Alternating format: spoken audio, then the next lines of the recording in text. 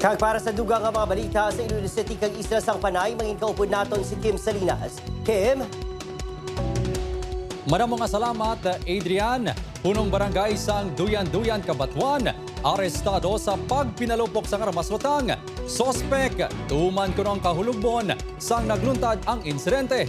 Ini ang gintutukan ni Julius Bilacaon.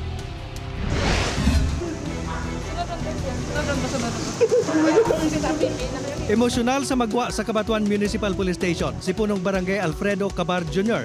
sa barangay Duyan-Duyan sa mga Banwa. Ang punong barangay ang ginpagwa para pasakaan sang reklamo nga attempted murder sa Iloilo Provincial Prosecutor's Office bangot sa aligasyon sang pagpalupok sini sa duha ka mga lalaki. Nagpamaliban nga mga tubang sa kamera ang mga tagreklamo apang base sa ila panaysayon sa kapulisan. Domingo sang gabi, samtang sakay sa motorsiklo, ila na agyan sa dala ng isa ka bisikleta.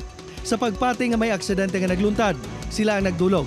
Apang ilagin kakibot, sanggol pinaglanog ang duha ka lupok. Walang sabi-sabi, bumunot itong sikap ng baril at pinaputukan sila.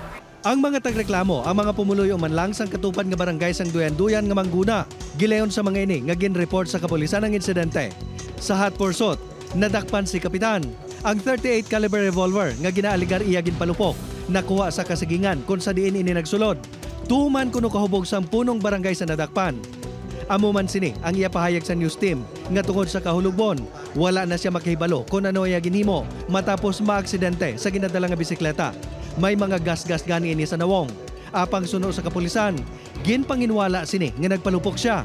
Waay na ko madamduman ang lasa nga nadamduman ko nga ginbilin kung akong bisikleta sa kalsada kag magigda sa widished. Matapos mapasakaan sang reklamo, balik sa karsel sang Kabatuan MPS sikap, samtang ginahulat ang mga desisyon sang Piskaliya. Upod kay Hans Desierto, Julius Bilacaon, 1 Western Visayas.